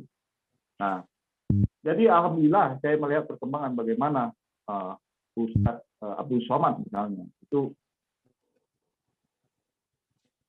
bagaimana beliau merangkul, bagaimana beliau kemudian turnya itu dia memahami bahwa masih ada kesultanan. Tapi ya kondisinya juga nggak bisa bikin apa-apa. Gitu. Nah, apakah menemukan kesultanan juga akan menjadi jawaban? Belum tentu juga. Nah, tetapi menurut saya, falsafah-falsafah dari karena kesultanan ini dululah yang kemudian banyak membuat sebuah perubahan dalam sosial kemasyarakatan. Nah, banyak hal lah, kesenian dan segala macam. Nah, ini mesti kita kembalikan ke masyarakat supaya dia berkembang. Nah, itu salah satunya.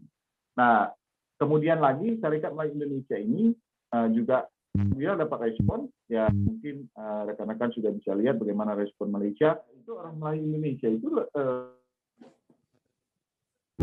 lebih solid loh daripada orang Melayu di Malaysia. Nah, kita harus tunjukkan itu. Selama ini memang kita dibenturkan dengan namanya Melayu adalah Malaysia, ya kita harus bersuara. Kalau enggak, cap ini akan terus. Gitu. Ini adalah, ya negara kita adalah negara Republik Indonesia. Itu nggak bisa lagi di otak-atik kan gitu. Nah, ya sudah. Tinggal kita bagaimana mengambil peran sebagaimana lain berperan gitu. Nah, jadi untuk masalah tentang di Sulawesi, misalnya orang Bugis, orang Mandar segala macam, saya sudah lakukan silaturahmi di sana dan mereka ya menyatakan diri bahwa kami adalah Melayu Bugis. Nah, kan gitu. Alhamdulillah kan gitu. Nah, ini sebetulnya kita juga harus terbuka lebar persoalan ini. Tapi memang saya pikirkan daripada tuan-tuan guru yang sudah beberapa kali ketemu, kalau persoalan itu kita sudah bisa bijaksana lah. Tetapi memang satu garisnya, memang Melayu itu ada teknik kita pula. Itu memang harus kita pegang. Itu tidaknya sebagai petak ukhuwah kita ini. Kira-kira mungkin begitu Adinda, Oki. Mungkin ada kira yang mungkin mau ditanyakan, kira-kira dari rekan-rekan, dari saudara-saudara semua. Baik, terima kasih yang berhormat Presiden Serikat Melayu Indonesia, kepada tuan-tuan nih, abang anda, sekiranya ada hal yang nak disampaikan atau ditanyakan, karena mengingat waktu kita juga ini udah sebentar lagi sahur nih. Jadi kalau ada